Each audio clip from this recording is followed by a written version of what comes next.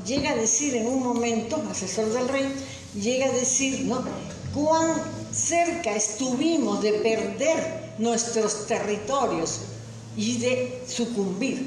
¿Por qué? Porque si nos perdíamos nosotros, España no era nada. No tenía los minerales, no tenía nada. Y Tupac Amaru se levantó contra España para eso, para que no tenga nada de nosotros. Entonces, esta es la gran importancia de Tupac Amaru. Después que lo podemos calificar, sí, claro, lo podemos calificar. Hay algo que quiero que aprendan. Los adjetivos debilitan, las razones convencen. Cuando yo adjetivo sí, pero no me dijiste qué es. ¿No? Y dijiste, pero no se sabe qué es. Entonces, en relación a Tupac Amaru, no solamente esta es la importancia, otra de las importancias es que su lucha fue familiar. ¿En qué sentido? Estaba Micaela y estaban sus hijos. Yo pediría, por favor, si puede haber silencio, ¿no? Y la verdad que ya voy a comenzar inclusive a decir que los que no quieren escuchar pueden salir, las puertas están abiertas, ¿no? Entonces, porque ya estamos bastantes clases para que haber aprendido cómo se actúa en una clase. He sido bien tolerante al principio, ¿no? Pero ya vamos a ajustar también. Sobre todo ya que vamos a estar inscritos y ya vamos a tener tareas concretas, ¿no? Entonces, es una familia en calor de revolución. No es que Micaela era la esposita que estaba ahí lavando, planchando y cocinando, no. Micaela era una guerrera, Micaela era una conductora de ejércitos, ¿no? Era una jueza también, juzgaba, ¿no?, y cuidaba los territorios liberados, ¿no? Entonces, buenas noches.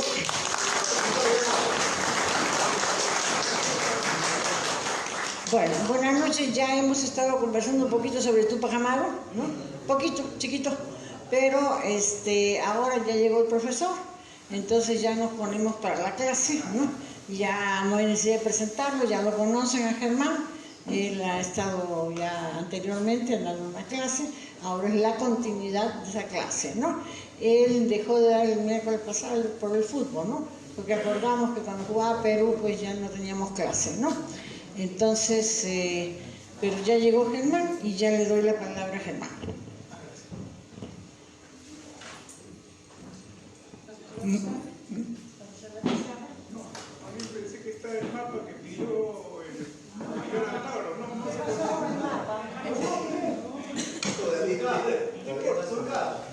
¿El mapa tienes?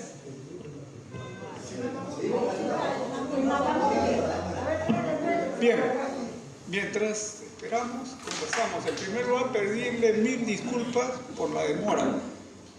Son motivos de necesidad, de urgencia, que han impedido que esté. No es mi estilo, no acostumbro a eso, siempre trato de estar más temprano, por respeto a ustedes y por respeto a mí también. Así que por eso les pido y les reitero mis disculpas. Antes de comenzar propiamente la conferencia, quería mencionar dos hechos muy importantes y trascendentes para la historia de Perú, de América Latina y para el mundo. El primero es que se acaba de conmemorar, recordar el 11 de julio de 1973, en que es derrocado el presidente constitucional de Chile, Salvador Allende. El 11 de septiembre de 1973 es derrocado violentamente por el general Pinochet, la Fuerza Armada y los carabineros, en un golpe sangriento que va a ocasionar la muerte de él y de mucha gente que lo acompaña. Discutible si se suicidó, se mató, pero él cumplió con su palabra que de la moneda lo sacaban con los pies por delante. Él no iba a abandonar al pueblo y cumplió esa promesa que había hecho con el pueblo. Para Chile significó eso 17 años de dictadura de Pinochet, sangrienta, muchos prisioneros, muchos muertos, muchos desaparecidos y miles de chilenos que tuvieron que salir al exterior para salvar su vida, porque la persecución fue inclemente, fue salvaje. Entonces era importante que se recuerde esta fecha por lo que significó el esfuerzo y el hecho de que por primera vez en la historia, por lo menos en Latinoamérica, a través de la vía pacífica, como se dice, habían logrado llegar al gobierno por primera vez en Chile, Salvador Allende. Entonces eso era muy valorable, tuvo muchas implicancias, mucha significación. Se desarrolló todo un movimiento revolucionario en América Latina antes, durante y después de eso. Pero indudablemente que esa caída significaría el inicio de toda una campaña de la derecha, la reacción del imperialismo que condujo a una serie de golpes de Estado y a la ejecución del Plan Cóndor, que es el movimiento de los militares, de los gobiernos militares de la Argentina, de Uruguay, de Brasil, de Bolivia. En cierta forma se vio implicado también el gobierno de Perú. En cierta forma también participó en esto y acá hubieron muchos o varios desaparecidos argentinos. Entonces, esas cosas es muy importante que se recuerden y que se tenga presente en la memoria colectiva de los pueblos. Sobre todo porque tiene mucha vigencia. Seguramente habrán expectado que después de 50 años, ¿quién se acuerda de Pinochet? ¿Quién se acuerda de esos miserables asesinos? Y sin embargo, realmente ha sido bastante conmovedor ver la forma como después de 50 años se ha hecho un homenaje muy significativo, merecido, con la presencia de presidentes de los países de América, como el presidente de México, que mantuvo siempre y mantiene siempre una actitud muy digna y de protección al sistema constitucional y el derecho de asilo. Siempre lo brindó desde muy antes y lo mantuvo y lo siguió manteniendo. Últimamente, en el caso de Evo Morales, cuando fue derrocado, justamente México es el que se ofrece, le salva la vida, le brinda su embajada, manda un avión y lo saca, porque si no lo mataban a Evo Morales. Entonces estuvo ahí López Obrador, un gran presidente de México, como también estuvo Arce de Bolivia, estuvieron expresidentes como Mujica y otros expresidentes. Entonces fue una ceremonia muy trascendente, muy importante, que hay que tener en cuenta. Y el segundo hecho que quería referirme era que el 1 de septiembre, como lo dije la vez pasada, de 1823 se cumplieron 200 años de la llegada de Bolívar al Perú. Invitado por el Congreso del Perú, que se debatía en una situación muy caótica. Existían dos gobiernos, Ribagüero y Trujillo, Torres Tablas en Lima, dos ejércitos enfrentados, caos y anarquía, y el 80% del territorio peruano controlado por las fuerzas realistas, vale decir, del imperio ya español. Controlaban el 80%, básicamente toda la sierra del Perú, con un gobierno, una administración en el Cusco. Entonces, en esas circunstancias que se comunica y le solicita por acuerdo de este Congreso en Lima a Bolívar que venga. Y es lo que hace, llega el 1 de septiembre y justamente un día como hoy, él da su primer discurso en el Congreso de la República. Y en una breve alocución, pero muy importante, él dice que aquí se han hecho presentes ejércitos de la Argentina, de Chile, del norte, de Colombia, de Venezuela, de Ecuador y de muchas partes de América y del mundo, para concretizar, porque lo tiene claro, de que siendo el Perú el centro del poder colonial español en América, si no se derrotaba, el futuro era incierto para América Latina. Entonces acá se jugaban los destinos de toda América Latina y de sus países integrantes. Y entonces así, en ese sentido, que él viene acá participa acá y fue el conductor primero en la batalla de 1824, Junín, el 6 de agosto, donde derrota a las fuerzas realistas. Y no participa en la segunda porque el Congreso colombiano se lo prohíbe. Y entonces tiene que delegar en su segundo, que es en este caso Sucre, para que culmine esto, y es el que justamente va a dar la batalla el 9 de diciembre de 1824 en Ayacucho, en las pampas de la Quinoa. En un combate feroz, tremendo, finalmente logra derrotar y ya se obliga a firmar la capitulación al ejército realista, en ese momento representado por Canterac, ¿no? Entonces, ese hecho se está conmemorando. Ahora ha habido una actividad en el Congreso de la República. Este hecho de Bolívar es muy importante que lo tengamos presente porque tiene que ver con lo que ahora vamos a conversar, por la posición que siempre mantuvo Bolívar, porque tenía una visión muy clara de lo que significaba la presencia ya en ese momento de los Estados Unidos de Norteamérica para el resto de países. Se había declarado Estados Unidos que era un pueblo elegido, ¿no? Tenía sus teorías del destino manifiesto, que había sido elegido por Dios para gobernar el mundo. Y entonces tenía ya desde esa época esas intenciones. Por eso que Bolívar dice más o menos lo siguiente, ¿no? Parece que los Estados Unidos ha sido destinado por la providencia para plagar de miseria y desastre aquí en América Latina, ¿no? Y no se equivocó.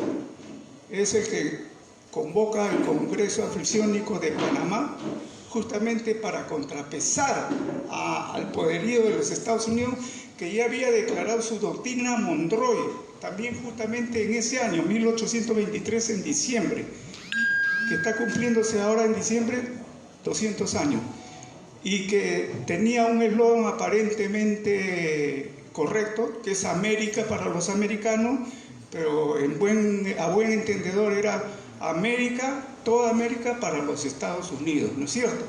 Entonces Bolívar tenía eso claro, y por eso que siempre se preocupó de convocar a todos los países de Latinoamérica para contrapesar esa amenaza que en el tiempo se ha cumplido, y estamos donde estamos por esa situación.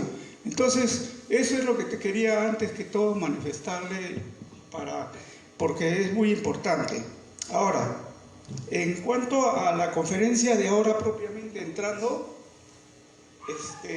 acá tengo el programa. Estados Unidos y el esclavismo, las guerras por el control mundial a través de los siglos. Ese es el tema que nos convoca y al cual voy a dar inicio. Como ya hablamos la vez pasada sobre Inglaterra, el colonialismo inglés en América Latina, ya dijimos que se inicia en 1870 aproximadamente, cuando llega una primera expedición a la parte norte de los Estados Unidos, allá, ¿no? En la costa este de los Estados Unidos. En esta parte comienzan a llegar. La primera llega a Carolina del Norte. La primera expedición llega en 1570 aproximadamente a este sitio que es California. Esa expedición tiene que entenderse que son naves pequeñas, pueden traer una cantidad de gente muy limitada, 70, 80 personas, 100 máximo, y también carga, y que se mueven a través en ese tiempo era el viento que empujaba las naves a través de la vela. Entonces, esa era la circunstancia tecnológica que tenía el hombre en esos momentos. Entonces, esta primera colonia inglesa que se establece se establece en ese sitio, y el que está al cargo tiene que regresar a Inglaterra, nuevamente pueden darse cuenta toda esta distancia, ¿no?, para promover la incorporación y la venida de más gente para colonizar, para poblar todos estos territorios. Y deja a esa gente en ese sitio que les indico, pero ellos al comienzo tienen una relación, digamos, buena, porque hay un buen recibimiento de parte de los pueblos originarios de Norteamérica. Sin embargo, eso se va a cambiar porque matan al jefe justamente de esas comunidades que existían en esos sitios. Y eso determina una actitud indudablemente de la otra parte de liquidar a todos esos colonos. No se sabe exactamente qué es lo que sucedió, pero cuando llega por segunda vez ya no hay nadie, no existe lo que dejaron ahí ni la gente. Posteriormente, por excavaciones y esas cosas, se ha establecido que alguna de esa gente se asimiló a esos pueblos originarios y se incorporó ahí. Entonces, porque se han encontrado vestigios que ahora se han hecho, una parte de esa gente se incorporó, pero la otra gente definitivamente fue liquidada. Eso fue el primer intento de colonizar Norteamérica, Estados Unidos como lo conocemos ahora, ¿no?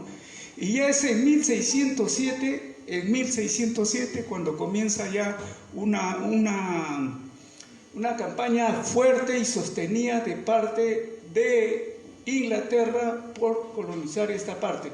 El resto de América Latina ya estaba bajo los dominios del Imperio Español, incluso Estados Unidos, la Florida. Por eso es que ellos ya no tienen oportunidad en esto, aun cuando lo intentan, ¿no?, y se centran en esto. Digo que después los ingleses han tenido colonias acá, por ejemplo en Guyana inglesa, con su capital Georgetown, ¿no?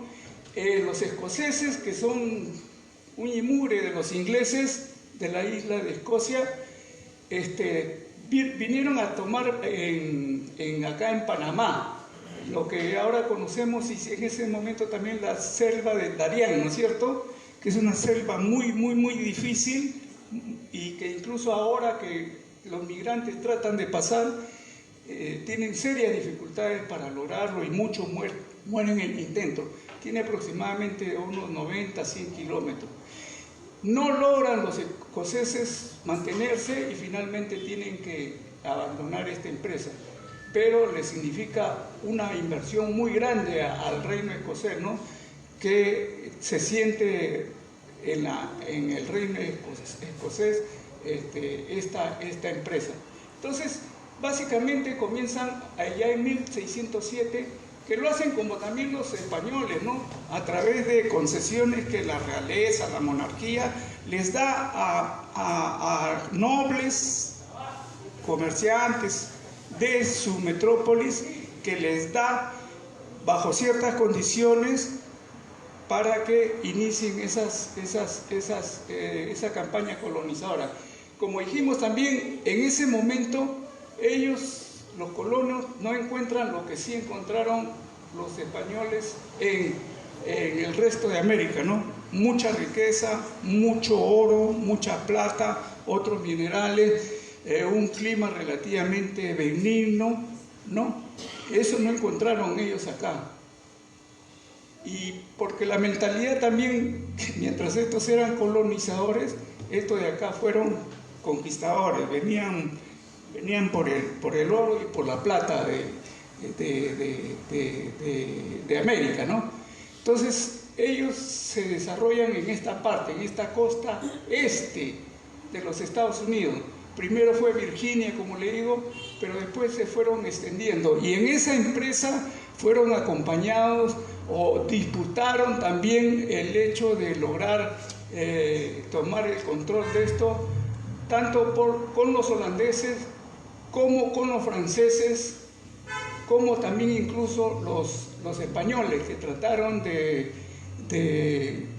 establecerse, agrandar sus dominios hacia esta parte de América. Esa campaña, digamos, de de los ingleses se puede dividir en 3 periodos. Uno, que es la colonización temprana, que comienza, como hemos dicho, en 1630 y abarca hasta 1630. Otra, que es de crecimiento ya, de 1630 hasta 1689. Y finalmente un periodo de expansión, ¿no? Y conflicto también al mismo tiempo, que va desde 1689 hasta 1763. Esta fecha tiene que ver mucho con las contradicciones, pues entre ellos era tremenda, ¿no? Por lograr ocupar el espacio y los beneficios, ¿no? Y entonces tienen una guerra permanente con los franceses, con los holandeses, con los españoles mismos y con la población originaria. La población originaria, que es la gran perdedora en esta historia, ¿no? Es la gran perdedora, la gran sacrificada, y que también tienen que jugar entre estos para lograr controlar y mantener su presencia y su poder dentro de esto. Lo digo porque en algunos momentos se alían con los franceses o los holandeses, otras veces con los ingleses, para lograr también sacar propios beneficios ante esta situación, ¿no? Los ingleses, como dijimos, van a conquistar primero Virginia, se van a ir expandiendo hacia el norte y hacia el sur, hacia Carolina del Norte, hacia Carolina del Sur, hacia Georgia, ¿no? Y hacia arriba se van extendiendo hacia Pensilvania, hacia Boston, hacia Nueva York, a toda esta parte norte, y van constituyendo esto que finalmente serían las 13 colonias. Y se va incorporando también la población que va llegando. Al comienzo algunos cientos, pero ya después son ya algunos millones, y que la riqueza principal está en la tierra, y hacer producir esa tierra con productos propios de América, o en su defecto productos traídos por otro lado, pero que tienen una buena acogida, digamos, en los terrenos estos, y que permiten que se desarrolle la agricultura. Esto lo van haciendo, ya lo estamos diciendo, desplazando a los pueblos originarios de todas estas zonas, ¿no? En permanente conflicto y guerras, porque así como en América del Sur, América Latina, también esto fue igual, ¿no? Desde la llegada de los españoles hasta el final, hasta ahora, ¿no? Y entonces acá también permanentemente hubo este tipo de conflictos y guerras, porque era la resistencia frente a la invasión. Se cultiva en algunos casos, por ejemplo, el tabaco, que es una plantación originaria de acá de América. Se cultiva también algodón, se cultiva maíz, también se cultiva, y otra serie de vegetales que en esta zona tiene maní, también en la parte sur, Georgia, tienen buena aceptación por parte del territorio, pero además que son muy demandados a Inglaterra y a Europa. Asimismo, también las pieles de los animales que se cazan también son exportados, y también la madera, entre otras cosas, principalmente. Inglaterra triangula esto porque a medida que se va desarrollando las colonias y se van desarrollando las plantaciones, esta zona necesita de mano de obra. Echan mano el recurso de los propios pueblos originarios, pero también comienzan a importar a esclavos que están en esta parte de la costa occidental del África. Y ya en su periodo máximo de esplendor, como hemos dicho, había más de 3,5 millones de esclavos. Inglaterra terciaba su comercio de la siguiente forma: enviaba productos a estos sitios en África, ¿no? En Senegal, en todos estos sitios.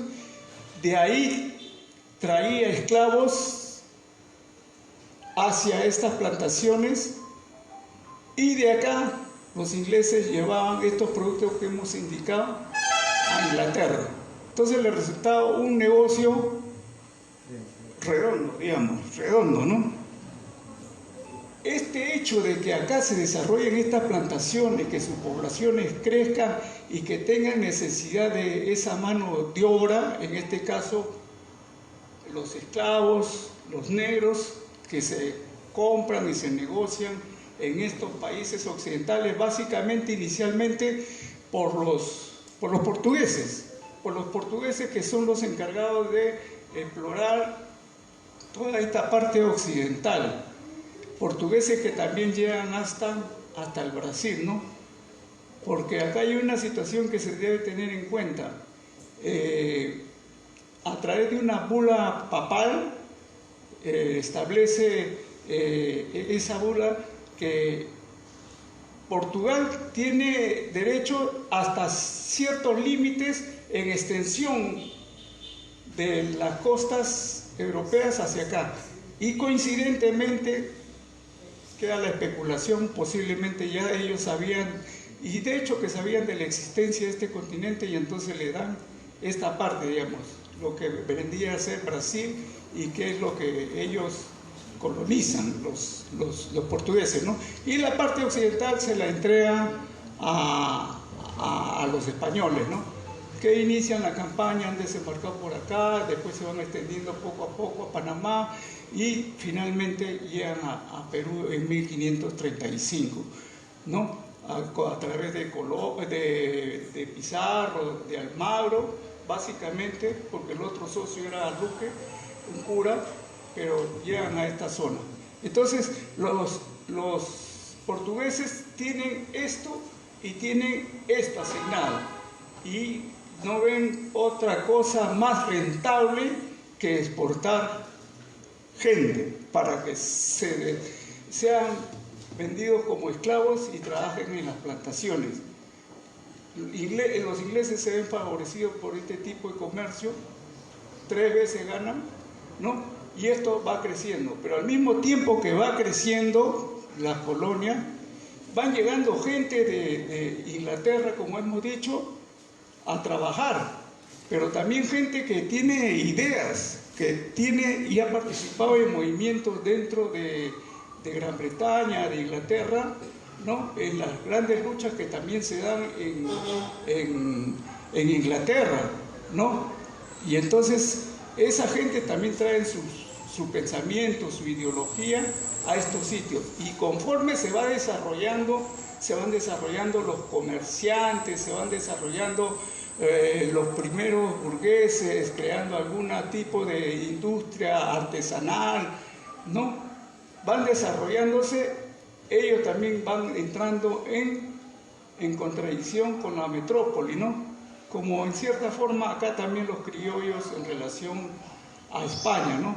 Y se va constituyendo ya un sector que aspira y ve como una necesidad, porque se ven que son tributarios de Inglaterra, y entonces eso los perjudica, y entonces comienzan ya a generar ideas de independizarse de los estados de Inglaterra. La población, los negros que están al norte también, pero básicamente pueblan los estados del sur.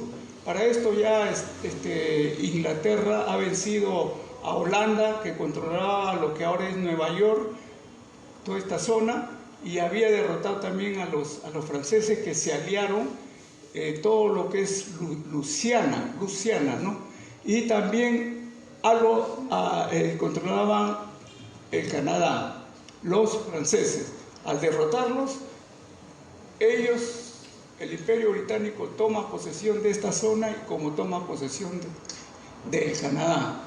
Entonces van viendo ustedes cómo se va dibujando y va creciendo el dominio territorial y con ello las relaciones económicas en estas zonas que hacen que cada vez sean más fuertes la gente de acá y entre en contradicción.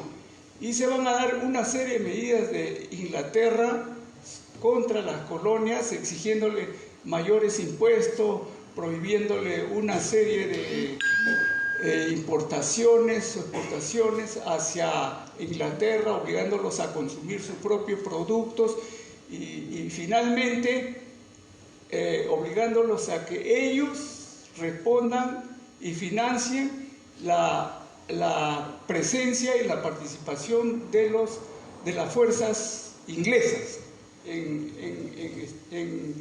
sus colonias. Eso va a generar una reacción que va a desembocar en el inicio de la lucha por la independencia de los Estados Unidos en relación a Inglaterra, aproximadamente en 1775. Es importante tener en cuenta esta situación y esta fecha porque si ustedes recuerdan y saben bien, es en 1780 que se inicia la rebelión de Túpac Amaru acá en el Perú, ¿no? Entonces casi que es simultánea o antecede, porque estos movimientos van a germinar y van a terminar finalmente proclamando la independencia de Estados Unidos después de 1780. La rebelión de Túpac Amaru se realiza en esos años, ¿no?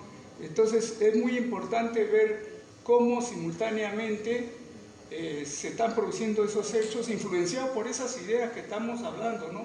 Que también permean a toda América en su conjunto y a todo el mundo, ¿no?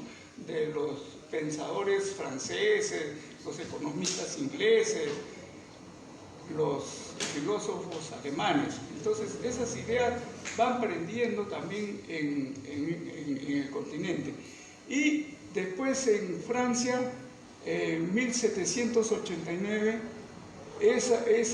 esos movimientos van a culminar con la Revolución Francesa.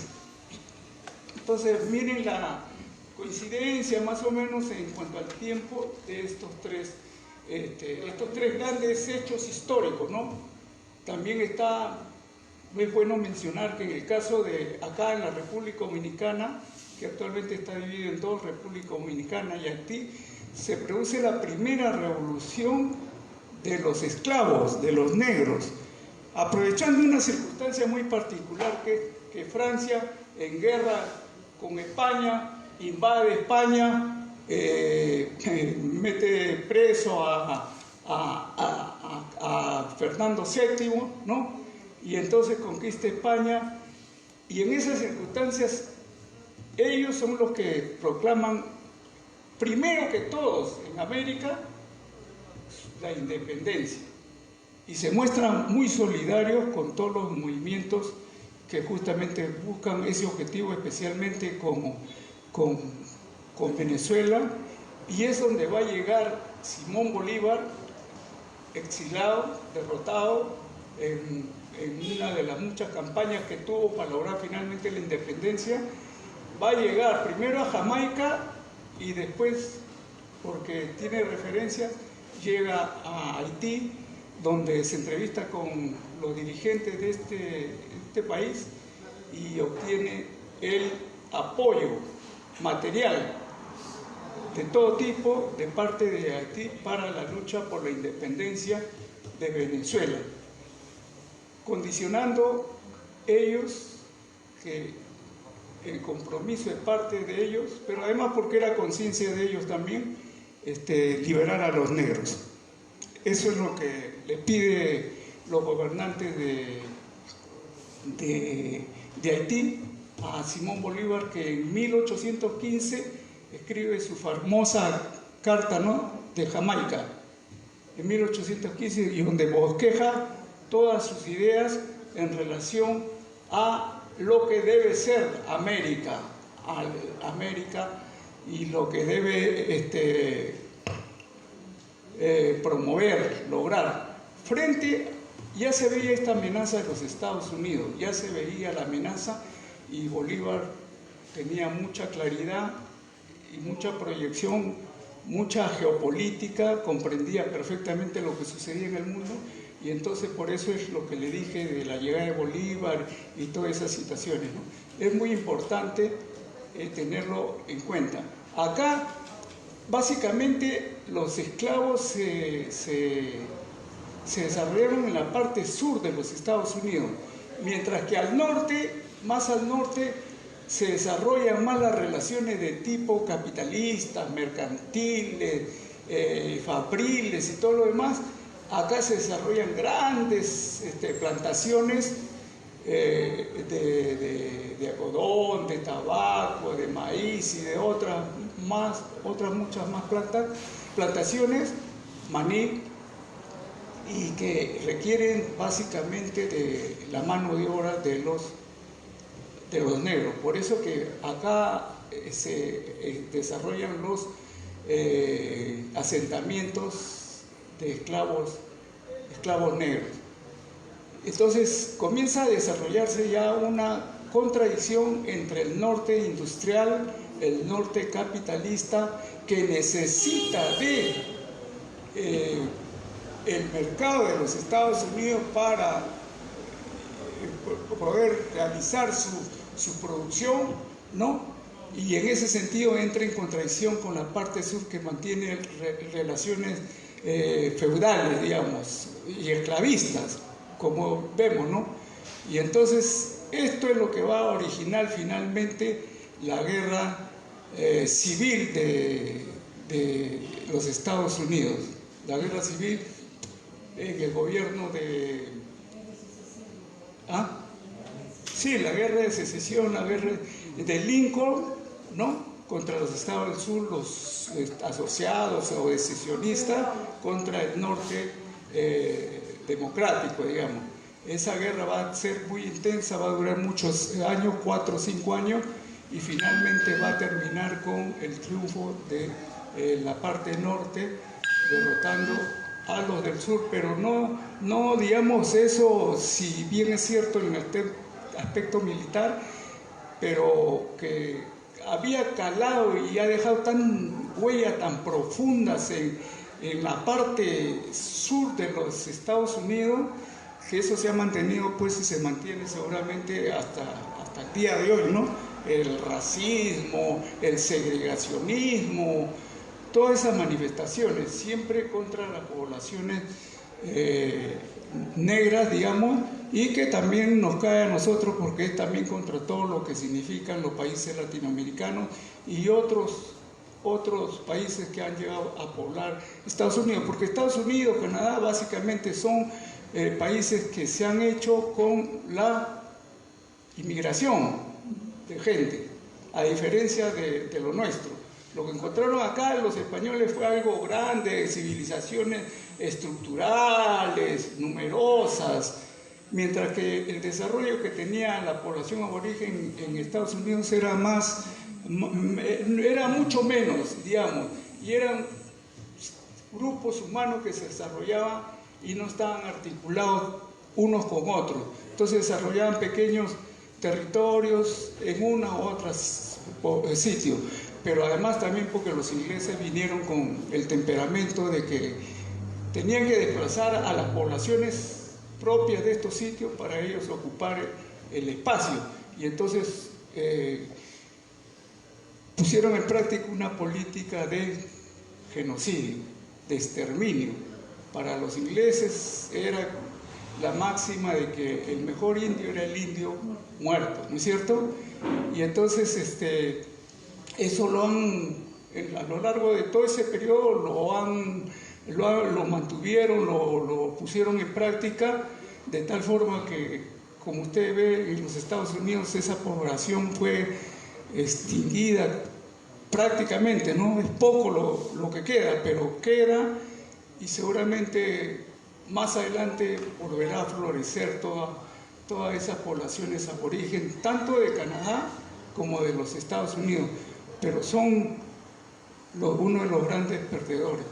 Entonces se constituye Estados Unidos, se constituye en base a estos territorios que ya tenía, y como también les he dicho, Ya en 1823 Estados Unidos, ya país, ya proclama su doctrina Monroe y plantea que América debe ser para los Estados Unidos. Eso es el fondo de esa teoría, de esa doctrina de los ingleses, de los americanos, de los norteamericanos, de los Estados Unidos, y que se mantuvo, se mantiene, y no sé hasta cuándo se mantendrá. Y Estados Unidos siempre ha practicado esa política. En primer lugar, contra los países de América Latina, conforme iba desarrollando ese capitalismo industrial, se iba transformando en un país imperialista, igualmente demandaba territorios en el resto de países de acá, pero también de otras partes del mundo. Es así como, digamos, en el argot popular, o por las buenas o por las malas, iba conquistando y se iba extendiendo, porque ya le digo, de lo que era esto, Estados Unidos, en el transcurso del tiempo se ha ido incorporando todo el resto, los demás. Es una posición, una política expansionista la que ha habido, ¿no? En el caso de México, por ejemplo, le arrebató más del 50% de su territorio en 1846 a través de una guerra, que el motivo fue que Texas, a través de colonos, se declararon independientes en relación a México, porque Texas, California, todas estas partes pertenecían a México, ¿no? Y entonces, con ese pretexto, lo que hicieron es declararle la guerra, y lógicamente, como tenían mucho más desarrollo, fuerza y poderío, despojaron a México de toda esta parte, digamos. Y así, uno a uno, esta parte del territorio, ya sea para el norte, para el sur, para el este, para el oeste, empujando y sacando, porque inicialmente los ingleses y los norteamericanos estaban básicamente en esta zona, ¿no? Expulsando a las poblaciones aborígenes que controlaban toda esta zona. Y entonces, en el transcurso del tiempo, eso es lo que han ido logrando, y en los Estados Unidos que conocemos. Acá, por ejemplo, en el caso de Alaska, que era territorio, porque acá al lado, si lo vemos, está Rusia. O sea, acá esto se junta con esto, y acá hay un pequeño estrecho, Bering, de unos 90 kilómetros nada más. Y en ese momento Rusia era el que tenía la posesión de todo lo que es Alaska. Y sin embargo, Rusia acepta los requerimientos de Estados Unidos y le vende por, creo, $7 millones de esa época a Alaska a los Estados Unidos. En otros casos, Estados Unidos va a realizar también campañas ofensivas y de invasión. Es así como tiene el control y el dominio sobre lo que es Puerto Rico, en cierta forma sobre Cuba, que está al frente de la Florida, y también en otras partes del mundo. También ha tenido intentos de lograr tener presencia, por ejemplo, en el caso de Nicaragua, por ejemplo, en 1865, a través de un filibustero, a través de un comisionado de ese tipo que invade el país, finalmente es expulsado, pero ha tenido, y así, y otros sitios también, como en la parte de Asia, en Hawái, por las Filipinas, también ha tenido presencia en esa naturaleza, ¿no? Pero principalmente Estados Unidos económicamente sí ha logrado tener un control sobre muchos países de América, casi de todo, y en el mundo también, y cada vez se ha ido fortaleciendo hasta ser lo que es ahora los Estados Unidos, ¿no? Entonces, esa siempre ha sido su política expansionista, bajo el argumento de que, como les dije, que era un pueblo predestinado, elegido, el destino manifiesto, que había sido elegido por Dios para conquistar y dominar al resto. A eso es que se opone siempre, se opuso. Bolívar se daba cuenta de este peligro, y por eso trató, y toda su vida y todo su esfuerzo fue de unir a los países para enfrentar a los Estados Unidos. De ahí que convoca en Panamá en 1826 un congreso que tiene ese objetivo, Desgraciadamente no se logra porque activamente los Estados Unidos complutan para que no se materialice ese proyecto de Simón Bolívar, ¿no? Que buscaba la unidad de los pueblos de América Latina. Pero no solamente eso, Bolívar tenía la visión tan clara y decía que América, no tanto por su extensión, no, sino por su ejemplo, sus ideas, por lo que puede aportar, estando en una situación tan estratégica entre lo que es esta parte y esta parte de Europa y Asia, está llamada a ser el centro del mundo. Incluso en 1815 ya Bolívar y después habla de construcción de canales como el de Panamá o canales de Nicaragua que vinculen esta parte del Océano Pacífico hacia Europa, pero también hacia el Asia. Eso plantea Bolívar, que era el papel que debiera jugar América Latina, y todo su esfuerzo fue en ese sentido. Esto lo digo porque actualmente, y en ese sentido es las clases, y no solamente rememorar hechos históricos, sino que es muy necesario que todos debemos saber de dónde venimos, ¿no? El presente actual y hacia dónde nos dirigimos o debiéramos dirigirnos.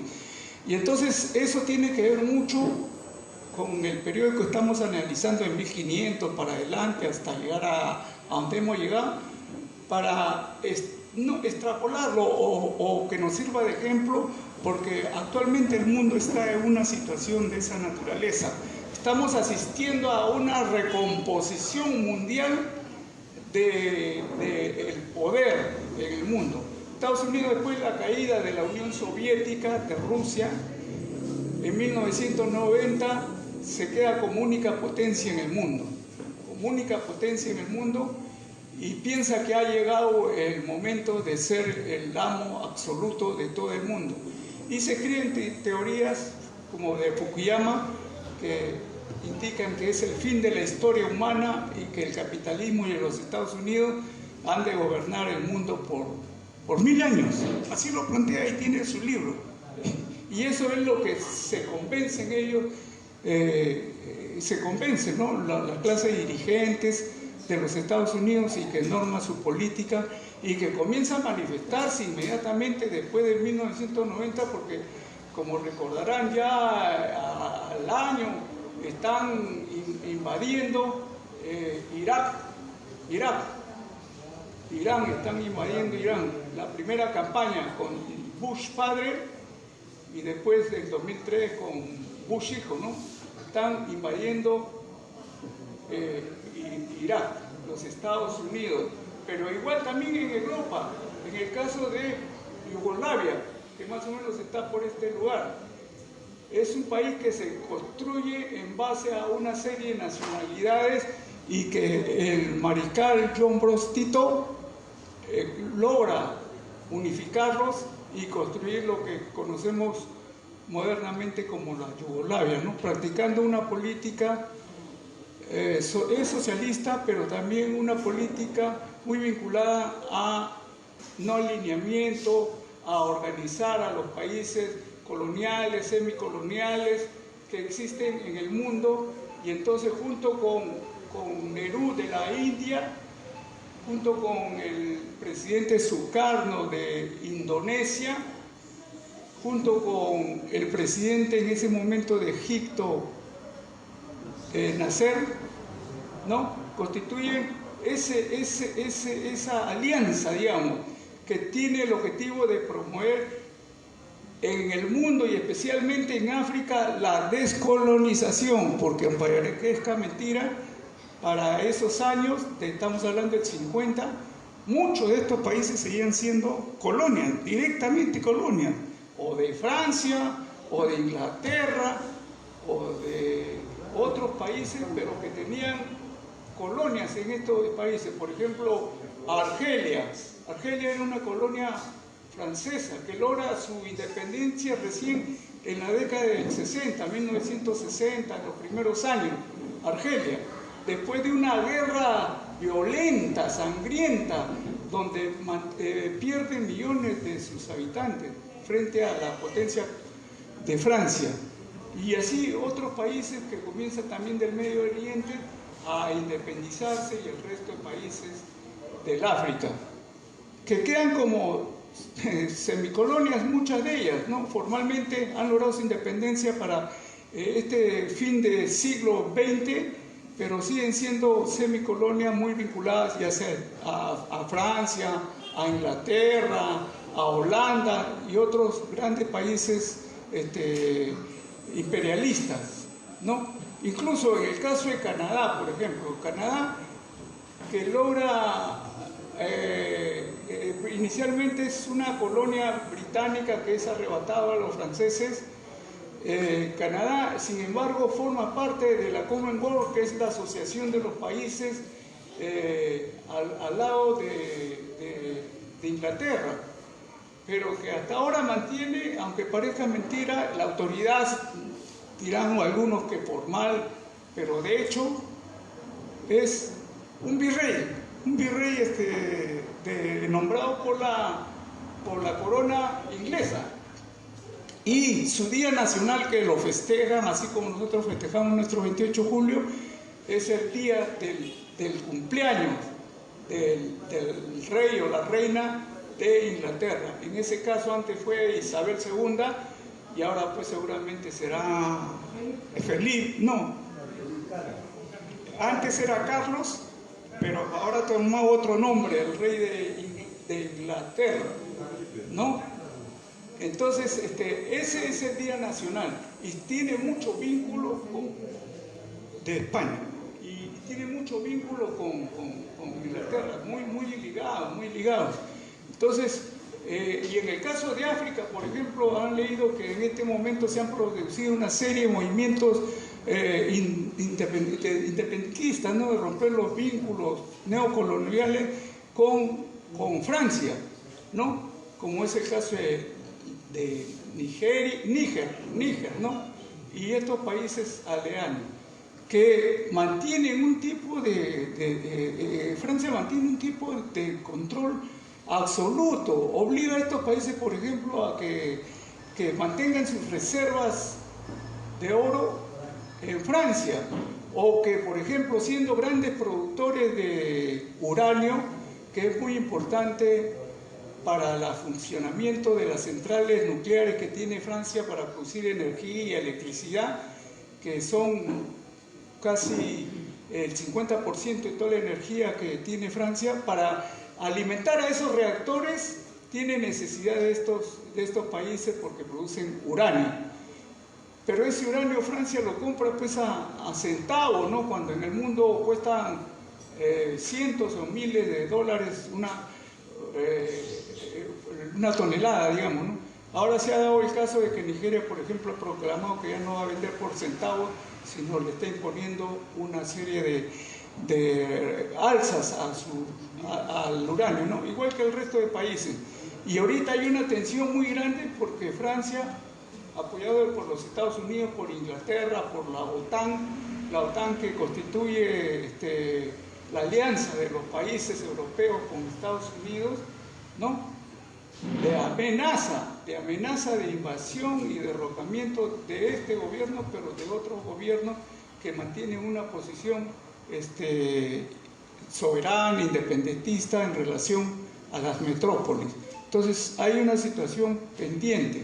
Eso es lo que está sucediendo, es lo que sucede.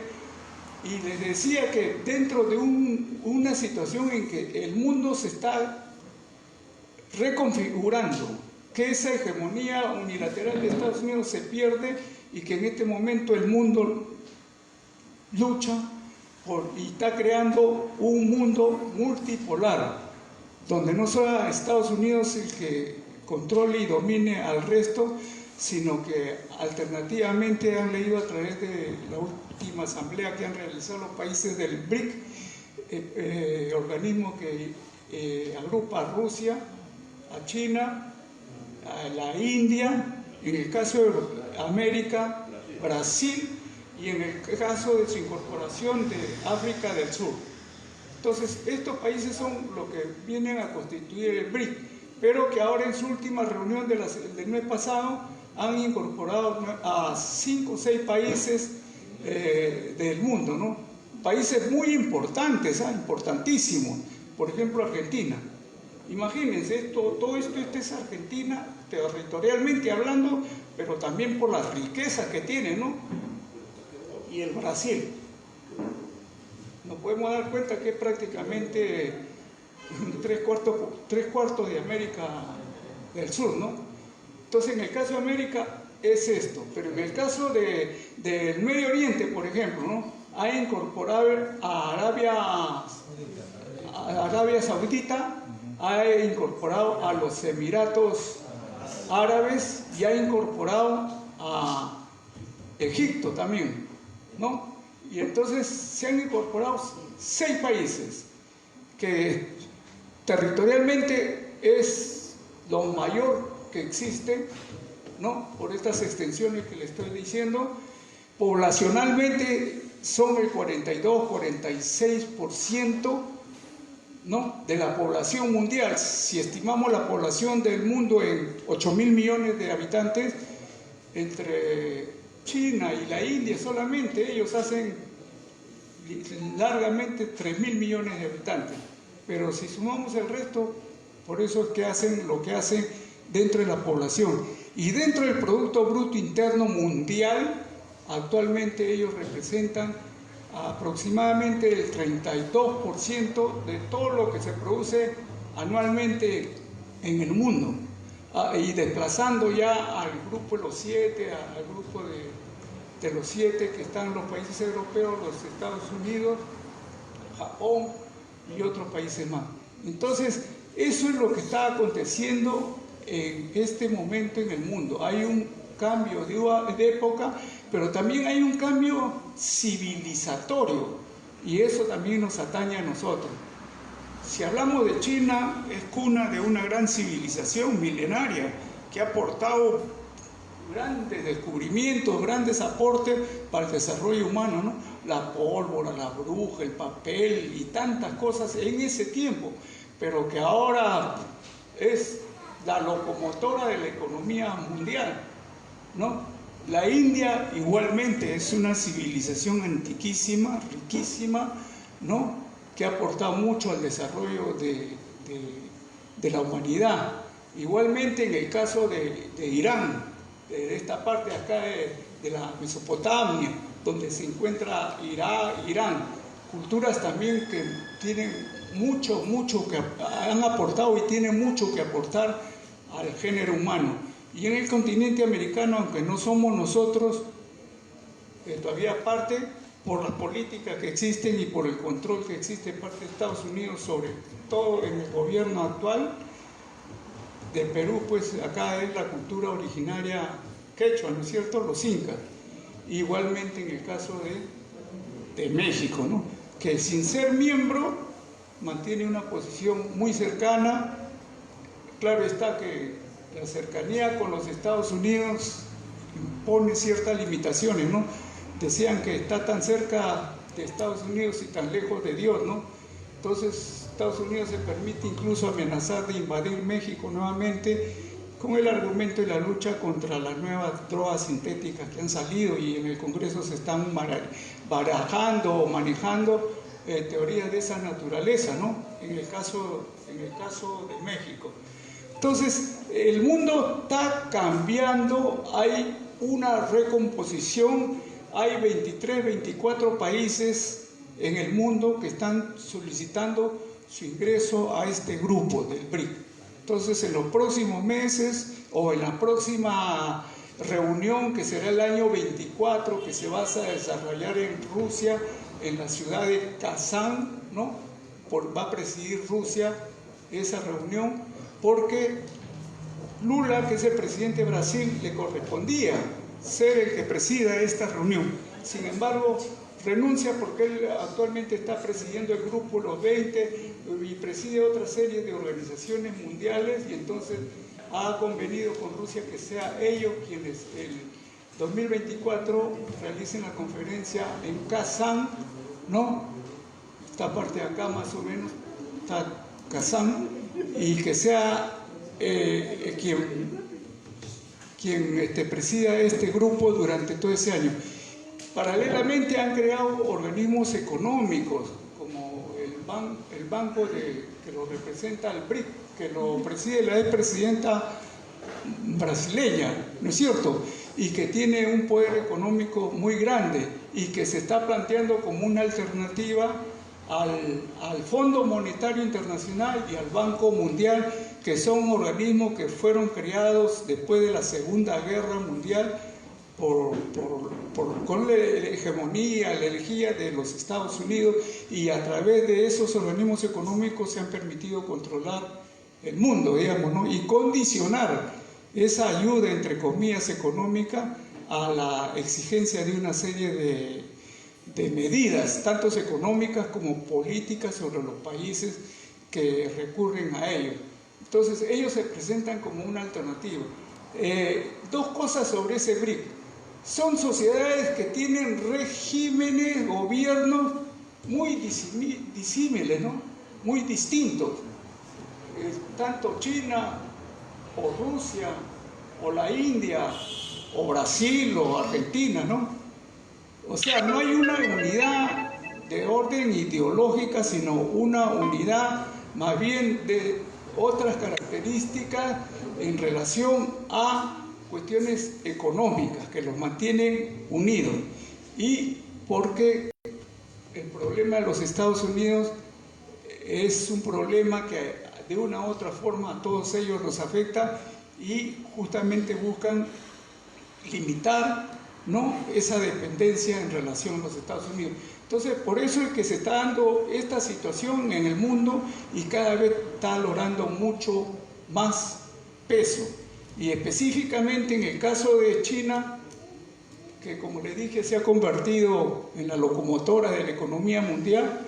Si ustedes revisan los indicadores económicos de China y el consumo de petróleo o la producción de acero y una serie de productos, tecnología, carros eléctricos, bueno, en fin, ya ustedes lo conocen porque aquí el medio está prácticamente invadido también, ¿no?, de productos chinos que ya dejaron de ser los productos que antiguamente conocíamos de mala calidad, sino ahora son productos de primera y con unos precios sumamente baratos, ¿no? De tal forma que tiene comprometido a los países del mundo, incluso los Estados Unidos, que en gran parte comienza a depender de los Estados Unidos, no tanto por la compra que hacen de sus bonos que emite Estados Unidos para poder financiar sus presupuestos. En gran parte lo compra China, lo compra Japón y lo compran otros países del mundo, pero principalmente China, aun cuando ya ha comenzado a bajar su participación en esas compras, porque es una manera de financiar a los Estados Unidos y porque además ya no es garantía a los Estados Unidos económicamente para responder frente a esos bonos. Tú compras un bono, pagas una cantidad de dinero, pero eso te da derecho a cobrar unos intereses por ello. Y entonces ellos ofrecen un interés relativamente bien alto en relación a lo que hay en el mercado para que se compren. Y eso le permita financiar sus gastos. Porque Estados Unidos tiene ahorita una deuda de 31 billones de dólares, ¿no? Entonces, como no produce y no tiene que emitir esos bonos, y esos bonos permiten que tenga dinero para financiar, pero eso se tiene que pagar, y se tiene que pagar en intereses, o cuando ellos ya renuncien a la tenencia de esos bonos y lo lanzan a la bolsa, al mercado, entonces sienten ellos limitación. Esos 31 billones de dólares que Estados Unidos tiene de deuda equivalen a más del 120 o 130% de lo que Estados Unidos produce durante todo un año, para darse cuenta de la magnitud de la deuda que tiene y que en proyección es insostenible, definitivamente es insostenible. Y entonces ahí va a afrontar el mundo una situación muy delicada, porque Estados Unidos en algún momento dirá pues que ya no paga o no tiene capacidad de pago. Lo que nos pasaba o nos pasa a nosotros ahora les pasa a ellos, ¿no? Anecdóticamente hay unas organizaciones que se encargan de la calificación de riesgo de los países, y Estados Unidos, por ejemplo, que siempre ha mantenido la calificación de A, que es lo máximo, digamos, ¿no? Es un país que está recontra seguro. Ahora le han bajado una A, ya no es A, sino es ahora A. Entonces eso hace que también la inversión en los Estados Unidos de parte del resto también se guíe por eso y sean más altos los intereses que pidan en relación a Estados Unidos. Entonces eso está aconteciendo en el mundo. Lo otro es lo de China que decía, y particularmente en el caso de América Latina en relación a China, ¿no? Como ustedes saben, los principales socios comerciales de China en América Latina son Chile, son Perú, son Brasil, Venezuela, son los principales países, y si no son el principal, son los segundos. Entonces tienen mucha inversión acá en el continente, pero también, aparte de tener inversión, es el país que ha desplazado a los Estados Unidos en cuanto a la compra de las materias primas que lleva de todos estos países, ¿no? En algunos casos serán el cobre, en otros casos de Brasil, Argentina, serán productos como la soya, como el maíz, como otros productos que hay en abundancia, porque estos países se caracterizan por ser muy ricos en producción agrícola, ¿no? Y entonces un porcentaje muy alto va hacia la China, que como ustedes entienden, alimentar a 1.500 millones lo que tienen no les abastece, y entonces tienen que recurrir, como todos los países del mundo, ¿no? Unos tienen una cosa y otros tienen otra cosa, y tienen que intercambiar. Y en este caso el mercado natural, pues para estos países viene siendo China o viene siendo la India, que ya les he dicho que entre los dos mantienen una población aproximadamente de 3.000 millones de habitantes, casi el 40% de la población que existe en el mundo, ¿no? Entonces esa es la importancia, y eso es lo que está ahorita en el mundo aconteciendo. Esos cambios se están dando, pero no están exentos de peligro, ¿no? En primer lugar, Estados Unidos se resiste de todas las formas, habidas y por haber, a perder esa condición de hegemonía y de dominio del mundo. Entonces, trata de revertir esas situaciones, además que está en una crisis económica, con una recesión, ¿no? Como también lo está Europa. Ya lo venía arrastrando el 2008, que se produjo una crisis muy intensa, muy fuerte en los Estados Unidos, y de la cual nunca la superó, sino que a través de paliativos la fue diferiendo, pero ahora ha llegado un momento en que eso ya no es posible, y entonces están entrando esos países en una crisis fuertes y profunda.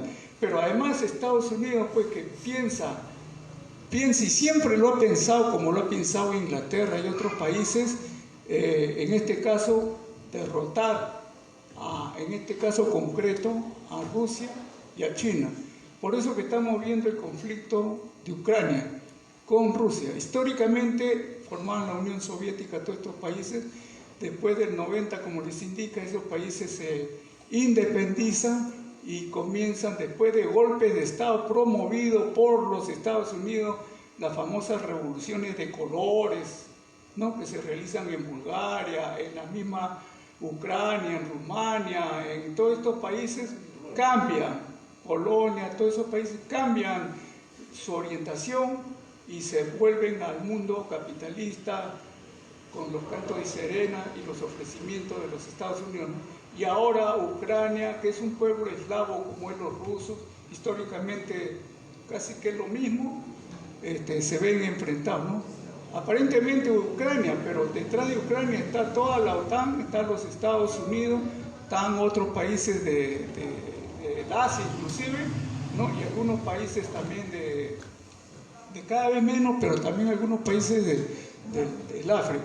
Entonces todos esos países están contendiendo porque la idea, y ojo, que aquí también hay una característica: Estados Unidos nunca se mete directamente en los conflictos, no se metió desde sus orígenes, no se metió en la Primera Guerra Mundial sino hasta el final, no se metió en la Segunda Guerra hasta el final, hasta el año 44, que realiza su famoso desembarco en las playas de Normandía de Francia, el 44, y a partir de ahí es uno de los grandes triunfadores de esa guerra, ¿no?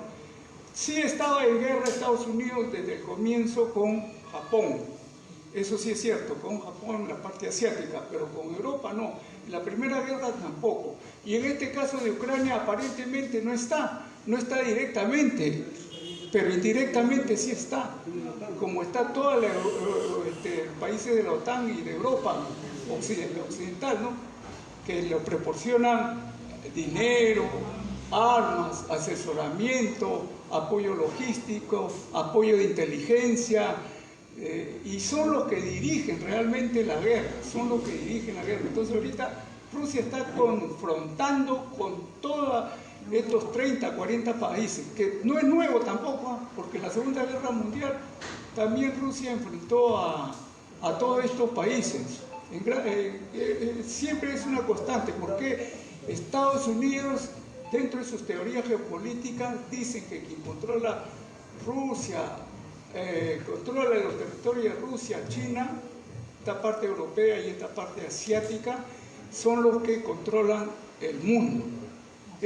Hay unas teorías geopolíticas de esa naturaleza y que manifiestan los mismos pensadores norteamericanos desde el comienzo del siglo XX, manifestando esto, y que esto habría que evitarlo y en todo caso buscar romper, fraccionar estos países, que no sean lo que son, porque son extremadamente grandes y extremadamente ricos. Usted sabe que Rusia, por ejemplo, tiene el petróleo, tiene el gas, tiene el trigo y tiene un montón de productos de materias primas que son indispensables para Europa y para otros países, como China también. China igualmente tiene mucha riqueza, ¿no? Rusia le surte a Estados Unidos también material, el uranio, para sus centrales nucleares. China es propietaria, pues, además del mundo industrial y todo lo demás comercial que hemos dicho, de elementos estratégicos, como por ejemplo las tierras raras, ¿no? Tiene creo que el 80-90% de las tierras raras China. ¿Y por qué son importantes y necesarias?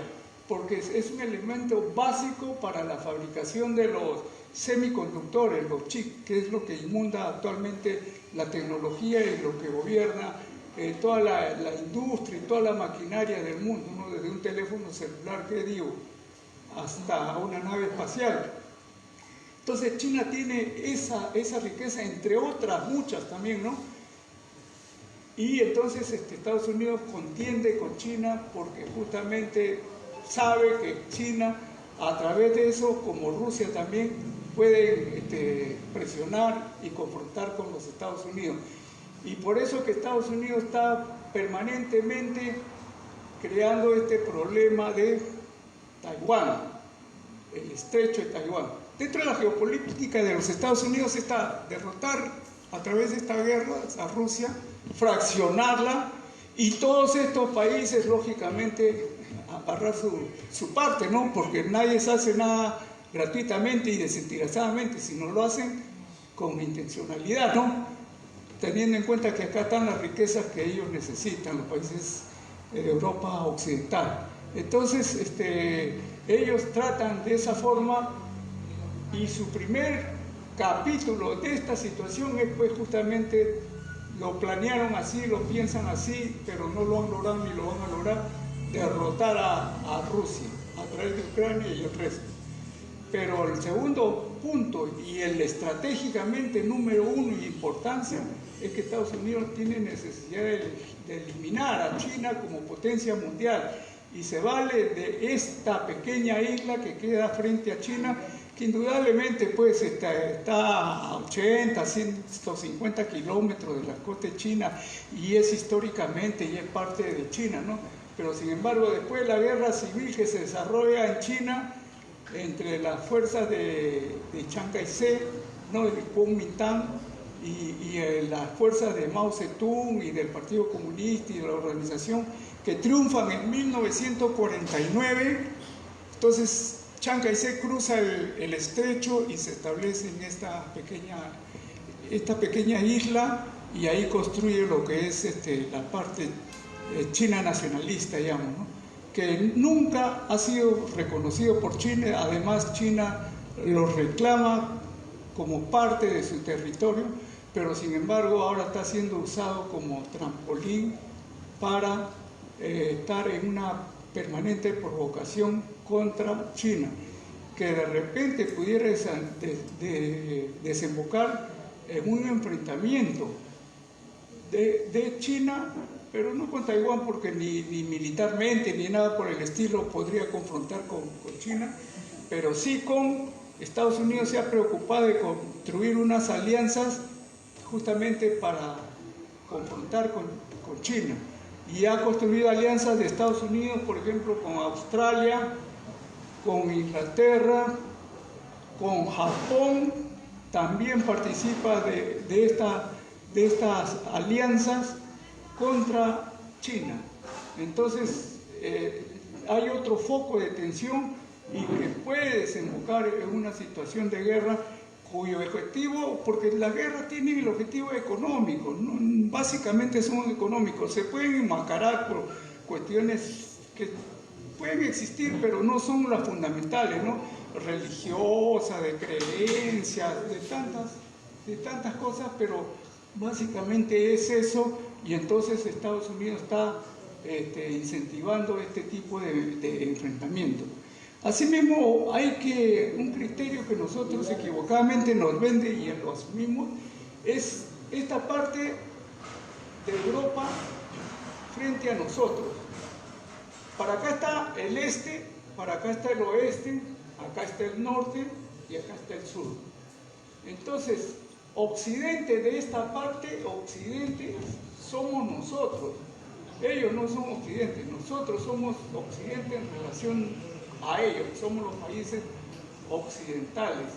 Ellos son más bien lo que se conoce y siempre se ha conocido como los países del continente, del viejo continente europeo, ¿no? Los nuevos son los países de América, en el sentido como república, los países de África, los países de Asia en su conjunto también, Medio Oriente incluido, que es parte de Asia. Entonces, esos son los países donde están las perspectivas de desarrollo mundial.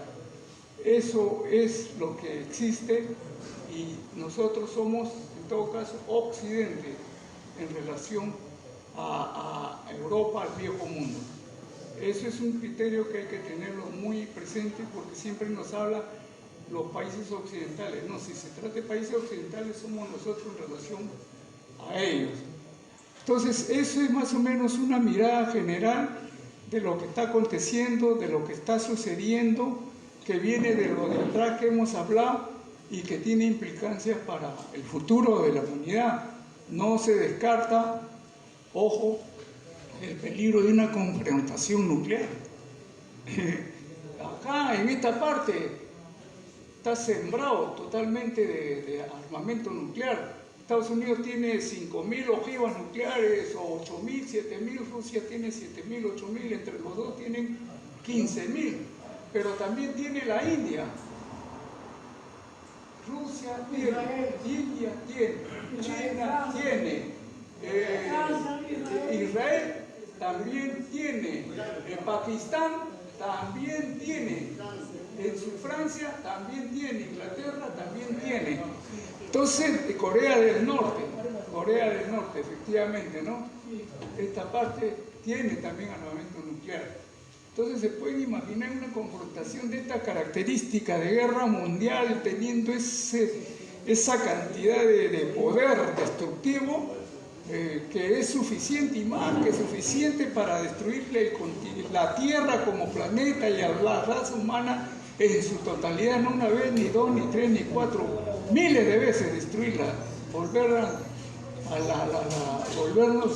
a lo más primitivo del desarrollo humano, ¿no? Dicen que solamente sobreviven las cucarachas y los roedores, ahí serían los únicos que sobrevivirían a esto, ¿no?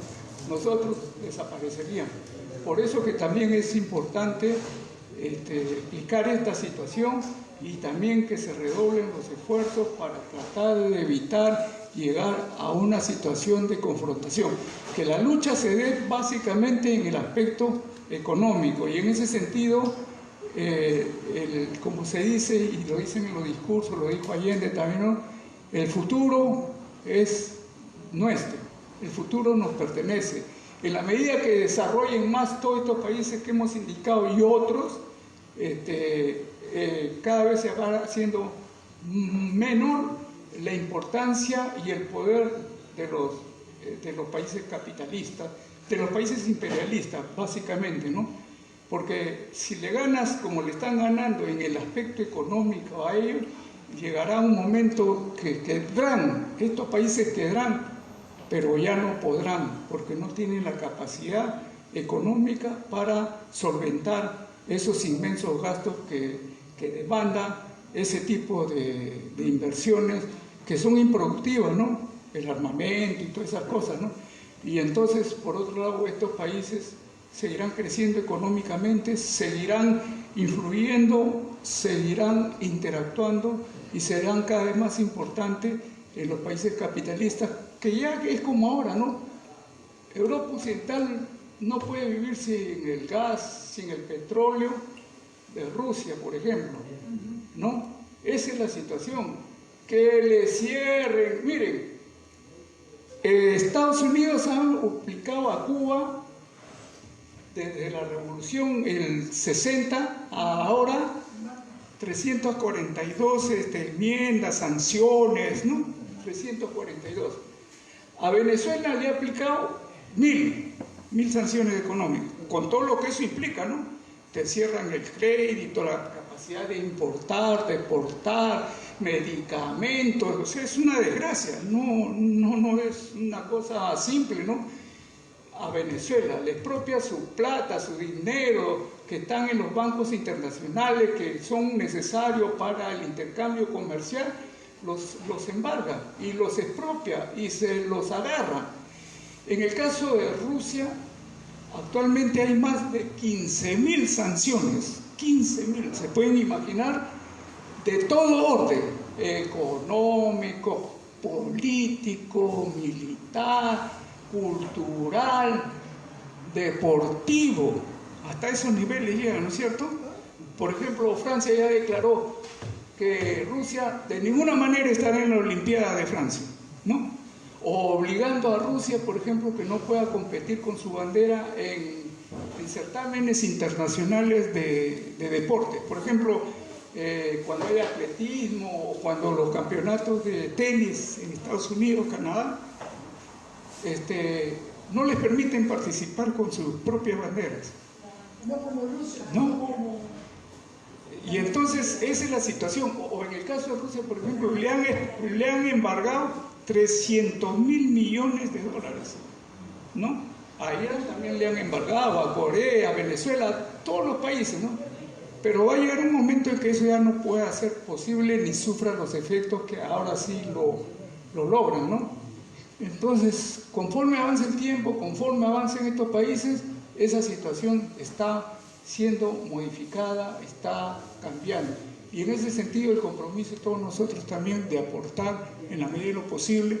La lucha por la paz es básico, es fundamental, porque si no acá no se salva nadie, ¿no es cierto? Y ese debe ser más.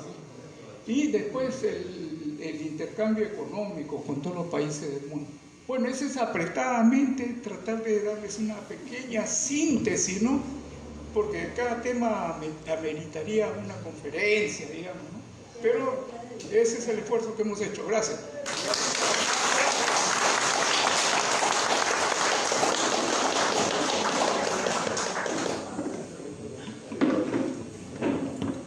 Germán nos ha dado realmente muestras de una erudición tremenda y un gran conocimiento del Estado, del mundo en este momento y de inicialmente cómo ha devenido este Estado, ¿no? A lo que estamos ahora, que es el fin de la charla. Creo que estará estupenda la charla que ha dado Germán.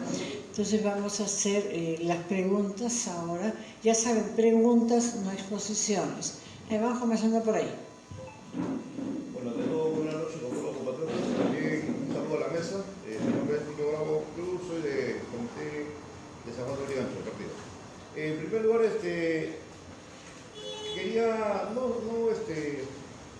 entrar al tema porque yo creo que también se está obviando algo de que históricamente nosotros sabemos, porque tiene que estar plasmado en la historia, que nosotros como peruanos también hemos sido vejados. El tema principal es el tema de Bolívar, del año 1824. La pregunta, por favor. Sí, no, la pregunta es, Bolívar, también por sus intereses geopolíticos, también vino al país no a salvar, sino a dividir. También hay que ser conscientes, compatriotas, de que Bolívar, por pregunta, por favor. Sí, de la Gran Colombia, nos desintegró. La pregunta, por favor, lo voy a Bueno, yo quiero saber entonces el tener. tema del Alto Perú y del tema de Guayaquil, que fue un tema fundamental para la desintegración del Estado peruano. Muy bien. ¿Quieres contestar? No, si quieres tú, sí. Bien. Mire, justamente hoy día hemos tenido la actividad, le digo, en el Congreso, celebrando el 200 aniversario del discurso, el primer discurso que da Bolívar ante el Congreso, que es el Congreso peruano el que invita a venir acá a Perú.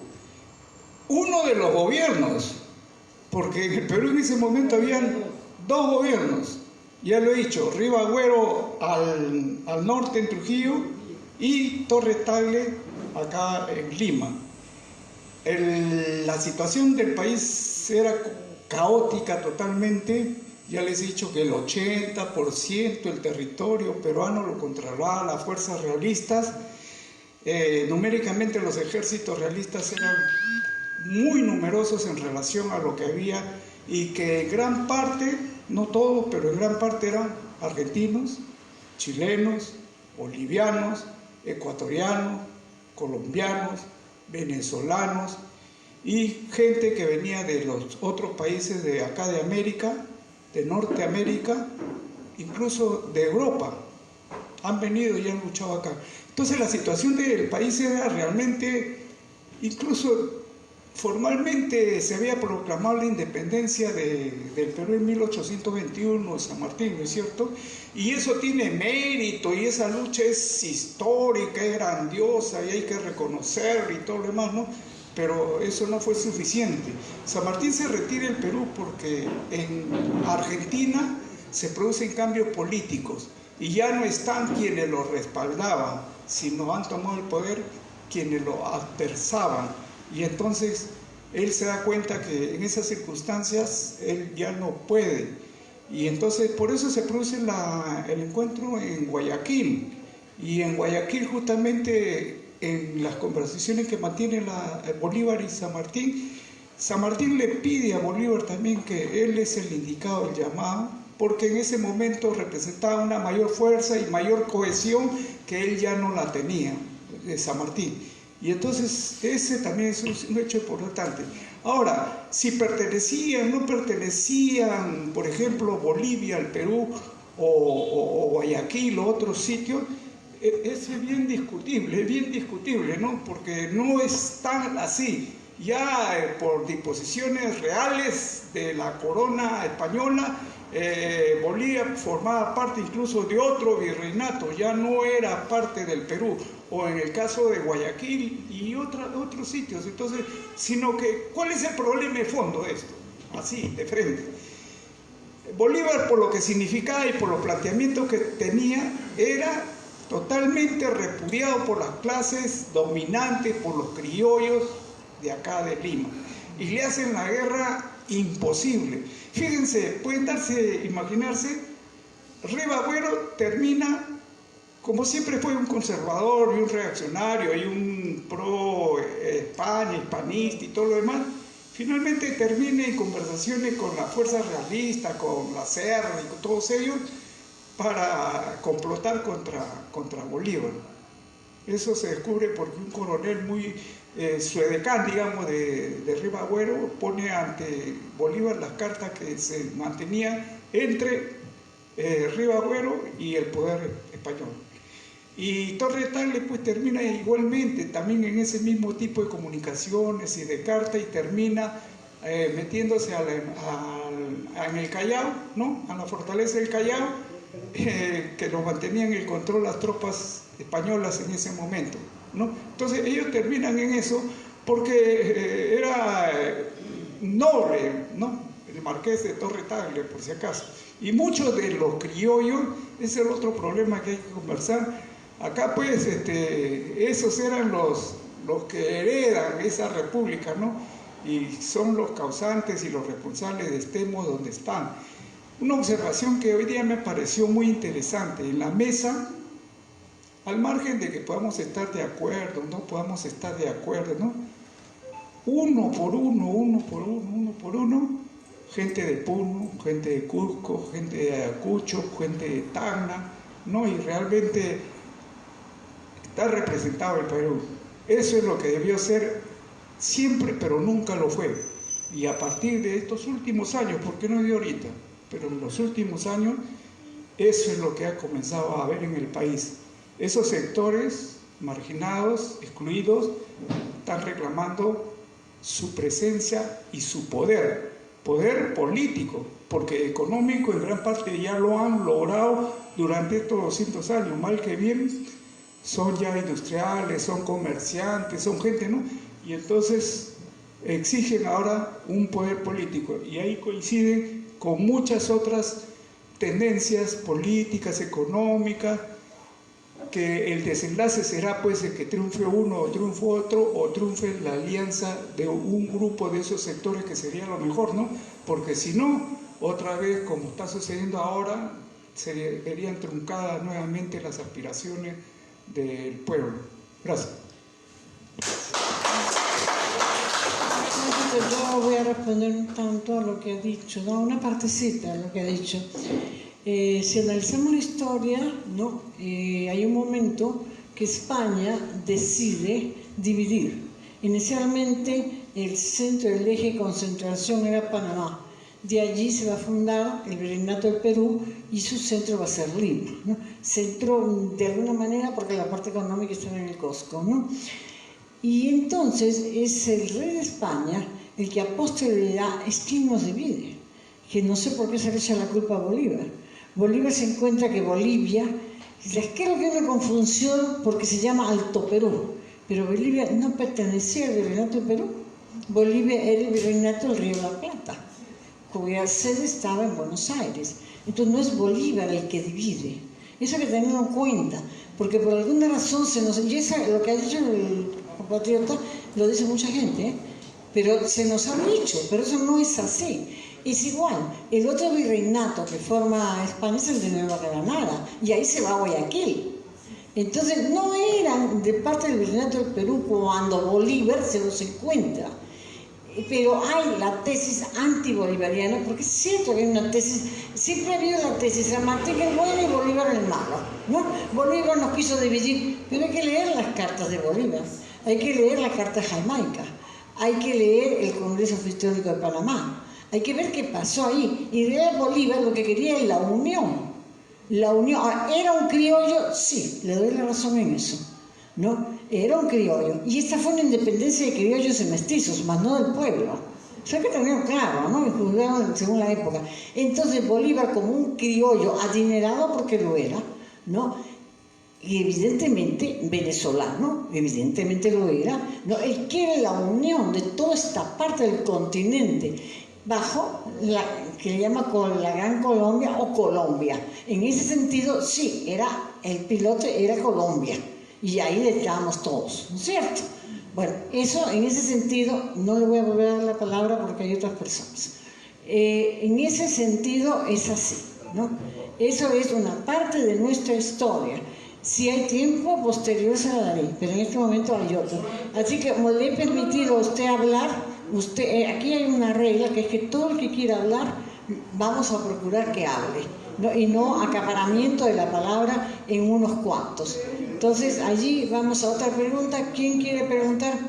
Acá me pide la palabra, sí. Buenas noches.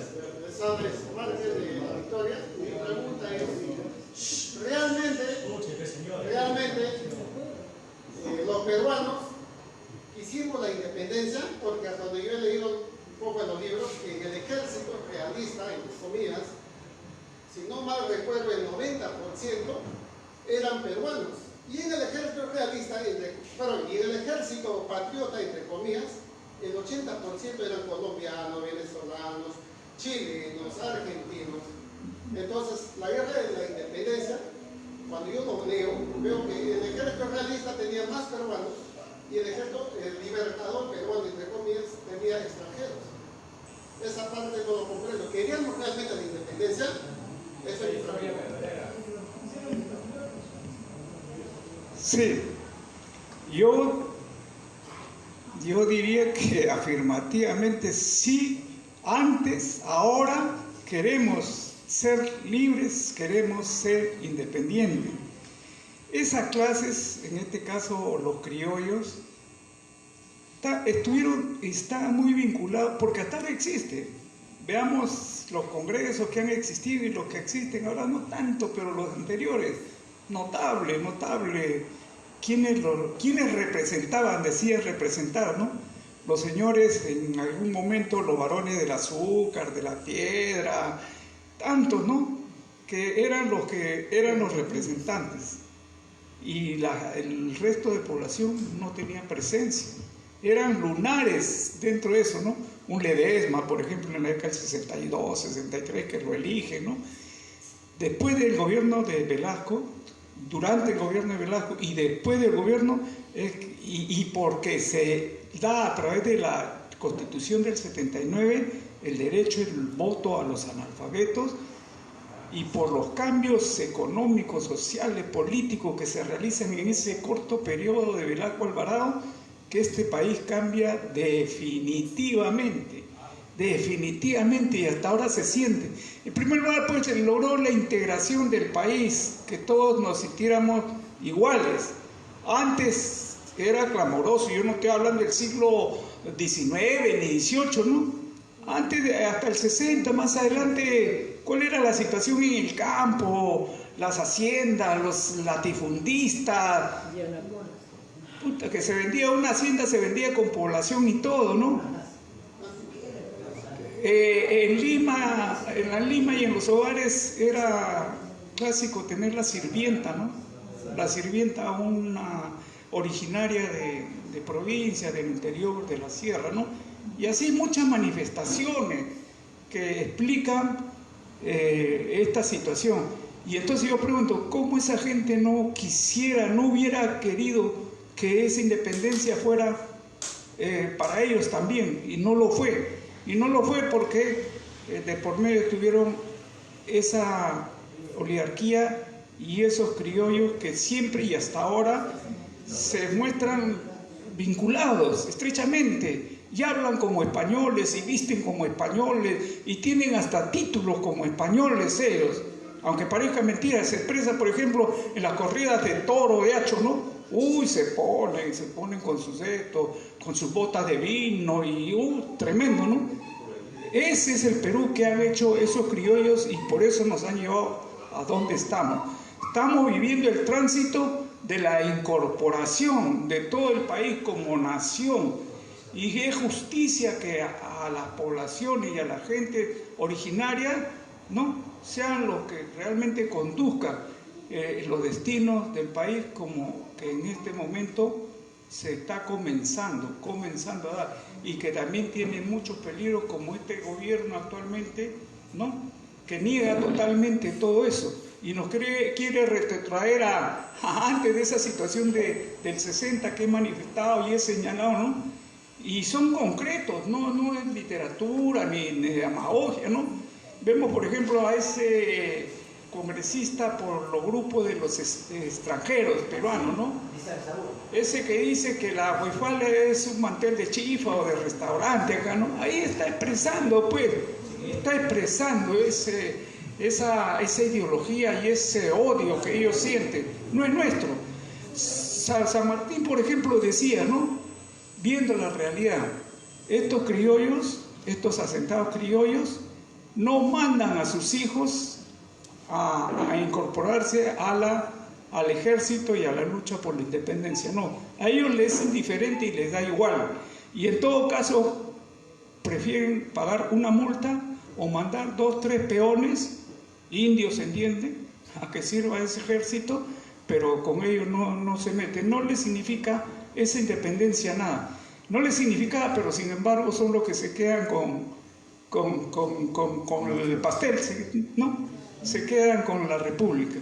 Y ese es el drama que tenemos nosotros y es un problema que todavía es irresuelto, que está pendiente, que se está logrando poco a poco, pero como lo digo, no está exento de peligro, porque si ustedes han visto hay una campaña muy violentista, furibunda, ¿no?, que llama prácticamente hasta a liquidar, eliminar físicamente a quienes disienten y piensan distinto a lo que ellos piensan, ¿no? Y esa es una tendencia en el mundo, eso se conoce en el mundo como el fascismo, ¿no? Cuando sientes que vas a perder todo, recurres a eso, ¿no? Y ejemplos en la historia hay infinidad de casos, ¿no? En América, cuando les hablo del golpe de Chile es eso. Cuando les hablo de Indonesia, donde se mataron en una noche 500.000 personas, es eso. Cuando en Europa, están viendo en Ucrania, agarran a la gente, la amarran, la azotan, la vejan y todo lo demás, esa es expresión de ese pensamiento. ¿Ya? Sí, por favor, eso es lo que quería decir. Bueno, miren, siendo las 9 de la noche, les recuerdo que mañana viene el mayor Antauro Humala y que vamos a tocar el tema guerra, posguerra y el Taita Cáceres. No, la guerra de Chile, me estoy refiriendo. Bueno, muchas gracias. Nos ponemos de pie, compatriotas, como siempre. Nos caracteriza al final de nuestras escuelas. Vamos a agradecer acá al profesor el día de hoy por su exposición, también a la doctora Pilar por su gestión y a la doctora Carmen Huidoro, que también nos ha visitado el día de hoy con el informe sobre el partido. Bien, compatriotas, nos hacemos nuestras arengas ya de costumbre. Por favor. ¡Viva el Partido Alianza Nacional! ¡Viva el Mayor Antauro! ¡Viva el neocacerismo! ¡Viva el General Valesco! ¡Viva el Andamailazo! ¡Palmas, compatriotas! Gracias, compatriotas. Estamos el día de mañana. Va a venir el Mayor Antauro. Entonces todos están invitados. Hay que invitar a los otros hermanos que no han venido el día de hoy.